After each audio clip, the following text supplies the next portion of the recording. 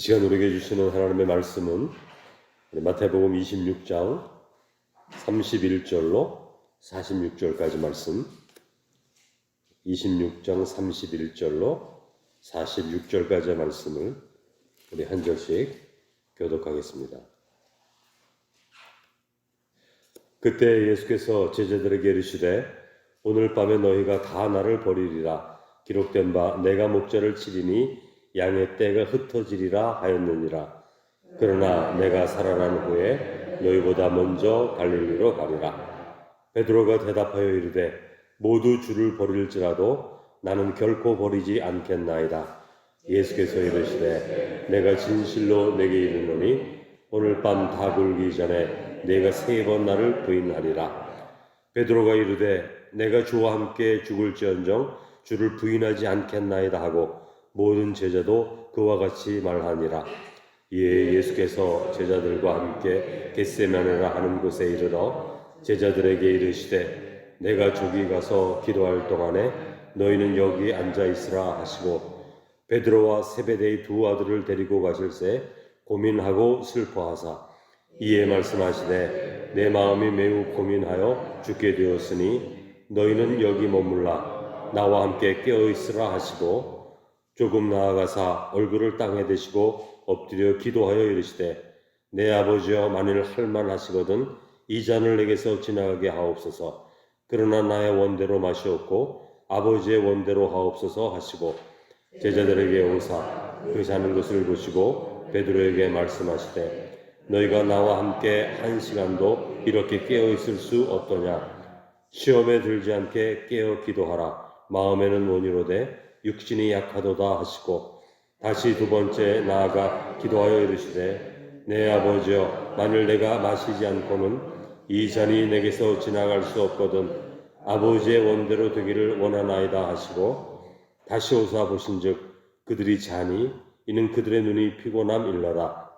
또 그들을 두시고 나아가 3번째 같은 말씀으로 기도하신 후 이에 제자들에게 오사 이르시되 이제는 자고 쉬라. 보라 때가 가까이 왔으니 인자가 죄인의 손에 팔리느니라. 일어나라 함께 가자. 보라 나를 파는 자가 가까이 왔느니라. 아멘.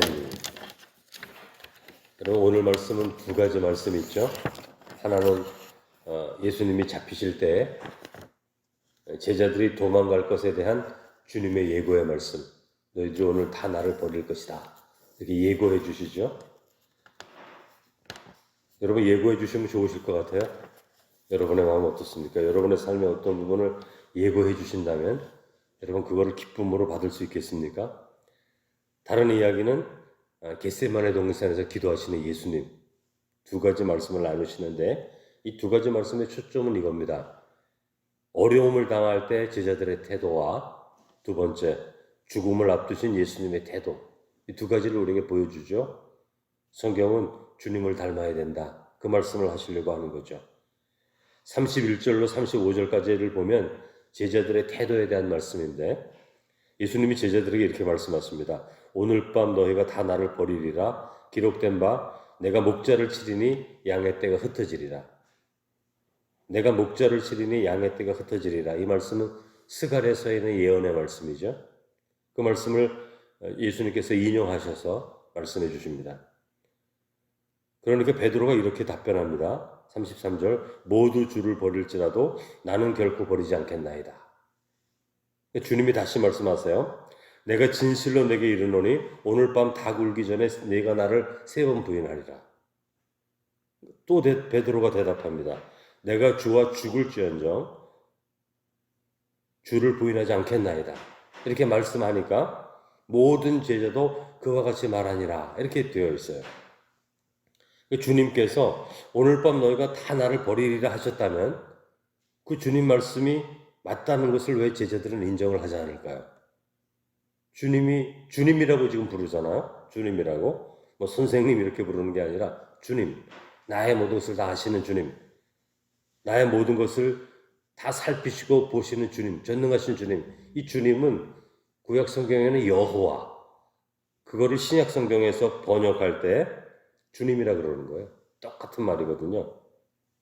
그런데 주님이라 그러면서 주님이 말씀하신 것을 듣질 않죠, 제자들이. 우리가 하나님을 믿을 때 우리 자신을 드러내려는 마음을 내려놓아야 됩니다. 주님께서 오늘 밤 너희가 다 나를 버리리라 그렇게 말씀하셨다면 그 말씀이 이루어져야 된다는 것을 믿어야죠. 이게 주님이 말씀하셨는데, 하나님이 말씀하셨는데, 예를 들면 야, 홍해가 갈라질 거야. 너 팔을 내어 밀어라. 그럼 그렇게 믿고 모세가 손 내밀지 않습니까? 그런데 오늘 말씀에 비교해 본다면 그런 거예요. 너 팔을 내밀어라. 홍해가 갈라질 거야. 이렇게 말씀하시는데 그러지 않을 것입니다. 이렇게 말하는 것과 똑같은 거예요. 오늘 너희가 나를 부인할 것이다. 그러면 그렇게 되리라고 알아야죠. 성도는, 하나님의 자녀들은. 그게 내 마음에 들지 않는다 할지라도. 만일 그렇게 믿었다면, 그 말씀을 진실로 받아들였다면 제자들은 예수님께 다른 질문을 할 수 있었을 거예요. 어떤 질문을 했을까요, 여러분? 여러분, 그렇다면 주님, 우리는 어떻게 해야 됩니까? 그런 때가 당했다면. 이렇게 물어볼 수도 있고, 어떻게 믿음을 지킬 수 있겠습니까? 어떻게 내가 그 상황 가운데서도 주님 부인하지 않을 수 있겠습니까? 이렇게 물었다면 예수님이 좋은 답변 해주지 않았을까요? 해주셨을 것 같은데 제자들은 그런 거 질문도 안 합니다. 믿지 않았으니까 그 말 자체를. 제자들은 자기 자신을 과신하게 주님이 말씀해 주셨을지라도 그 말씀을 참 말씀으로 듣질 않는 거죠. 여러분, 이것은 순종이 아닙니다. 믿음이 아닙니다. 하나님을 믿는 사람은 자신이 듣고 싶은 말을 들으려 하는 것이 아닙니다. 내가 듣고 싶은 말을 하나님의 입을 통해서 듣고자 하는 게 아니에요.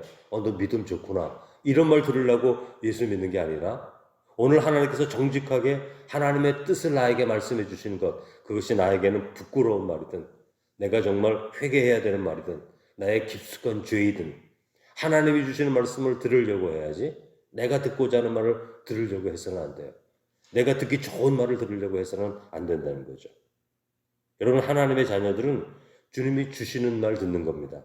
내가 그 말씀 선택하는 거 아니에요? 왜냐하면 하나님은 바른 말씀하시는 분이에요. 옳은 말씀하시는 거예요. 근데 그 바른 말씀, 옳은 말씀이 내가 듣기에는 안 좋을 수도 있는데 그게 나에게는 좋은 말씀이에요. 그게 나에게는 귀한 말씀이죠.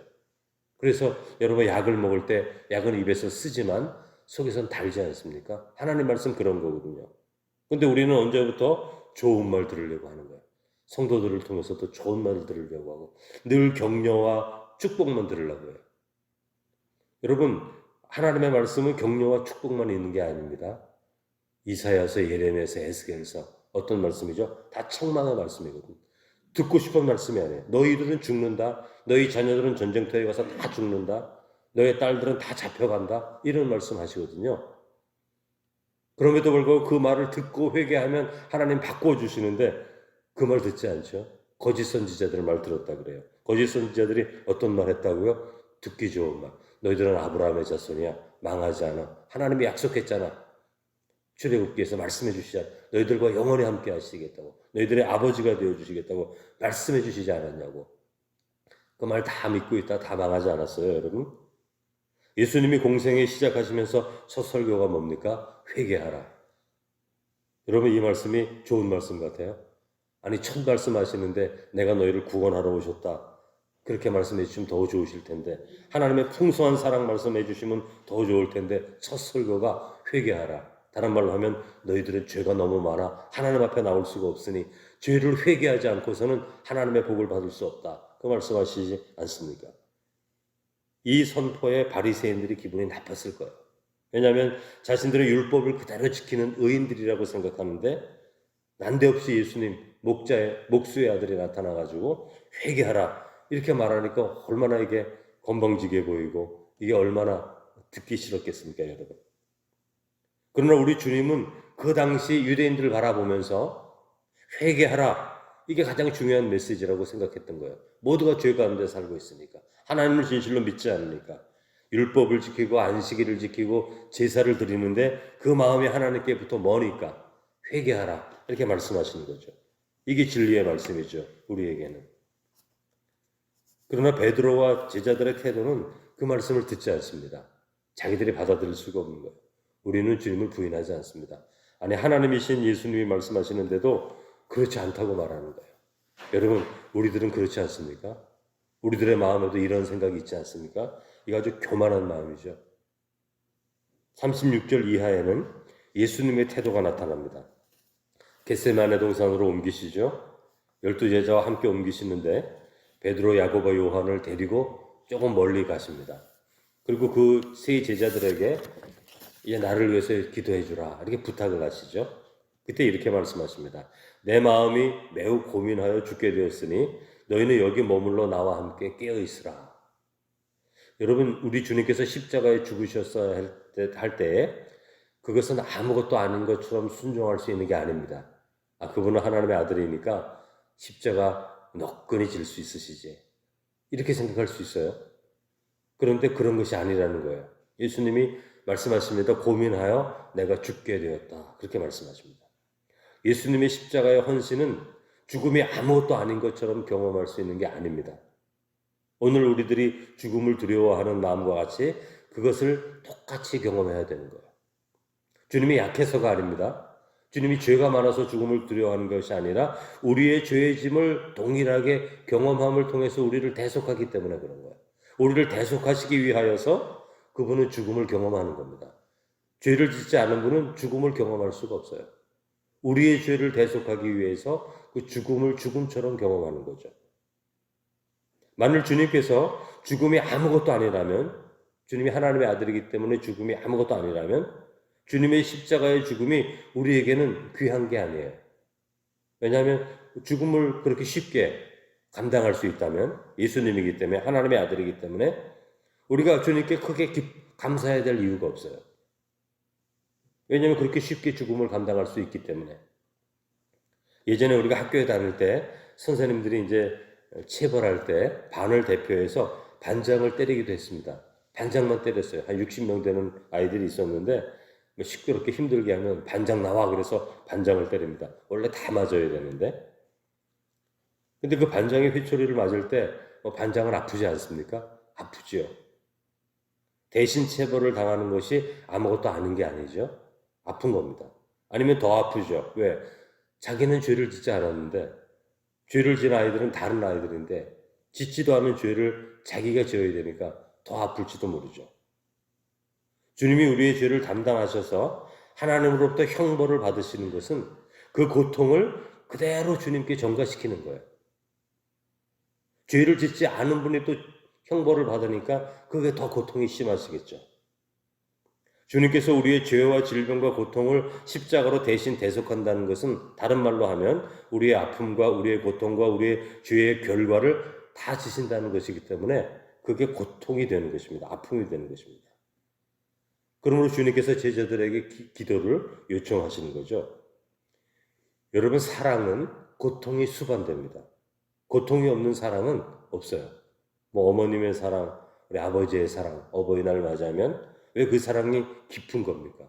그분들이 고통을 받으셨기 때문에. 고통이 없으시다면 그 사랑은 그렇게 감동적인 게 아니에요. 고통이 있기 때문에 그 사랑이 감동적이고 그것을 기념할 만한 것입니다. 대가가 없는 헌신과 사랑은 없습니다. 그러므로 여러분, 우리가 사람들에게 내가 당신 사랑해 이렇게 말할 때 그건 어떤 말이냐면 그 사랑의 대가를 치르겠다는 말과 똑같은 거예요. 사랑한다고 말하면서 대가를 치르지 않는다? 사랑하는 게 아니죠. 그 감동이 없는 사랑입니다. 그건 사랑이 아니죠. 모든 헌신과 사랑은 대가를 치르는 거예요. 편안하게 되지 않습니다. 그래서 우리가 교회를 사랑한다 그럴 때는 내가 교회를 위해서 대가를 치른다는 뜻이에요. 교회를 사랑한다고 말하면서 교회를 위해서 헌신하지 않는다면 교회를 사랑하지 않는 거죠.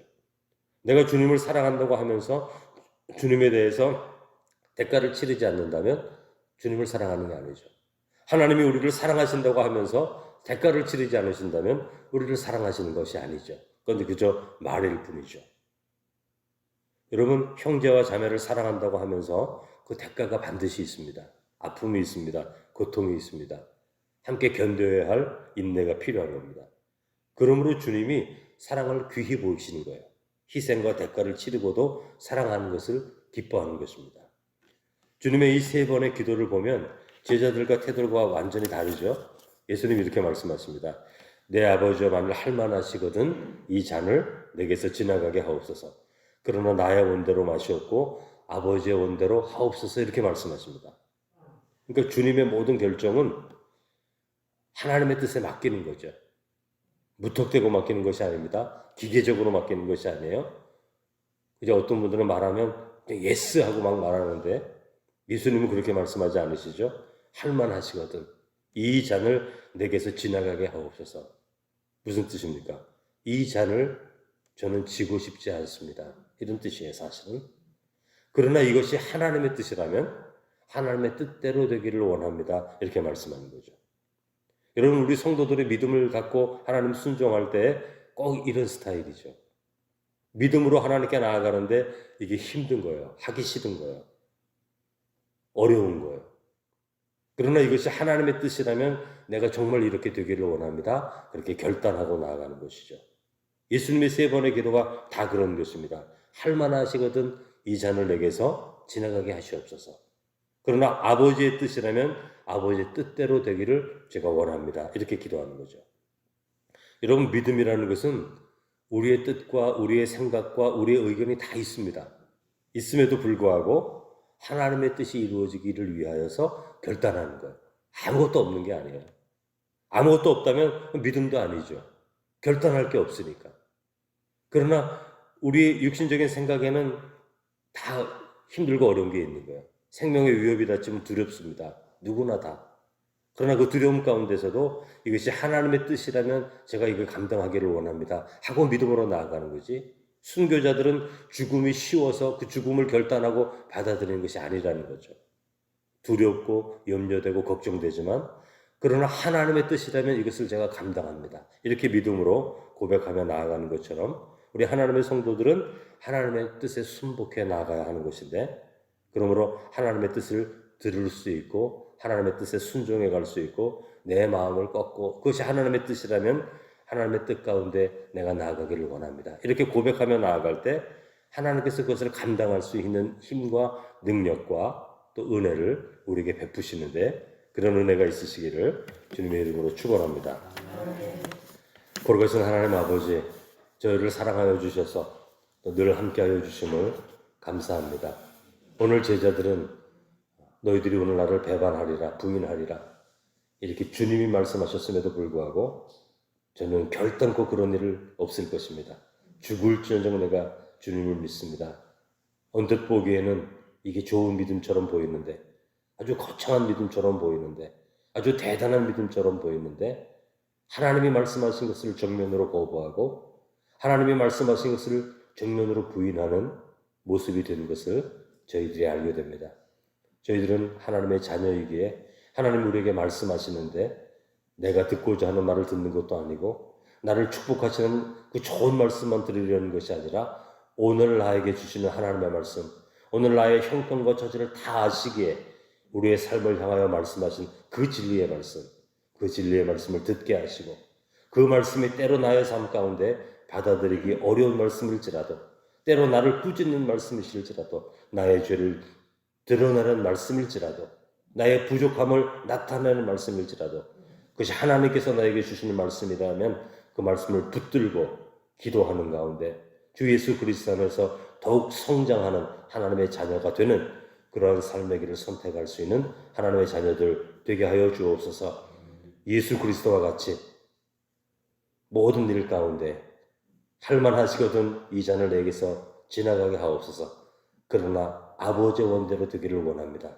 하나님을 진실로 사랑하고 순종하는 자에게 있어야 할 이 믿음의 고백이 오늘 우리의 삶의 자리에 있게 하셔서 매 순간순간마다 하나님 기뻐하시는 선택, 하나님의 영광 받으시는 그 선택을 통하여 하나님께 나아갈 수 있는 하나님의 귀한 자녀들 되게 하여 주옵소서. 예수님의 이름으로 기도드립니다. 아멘.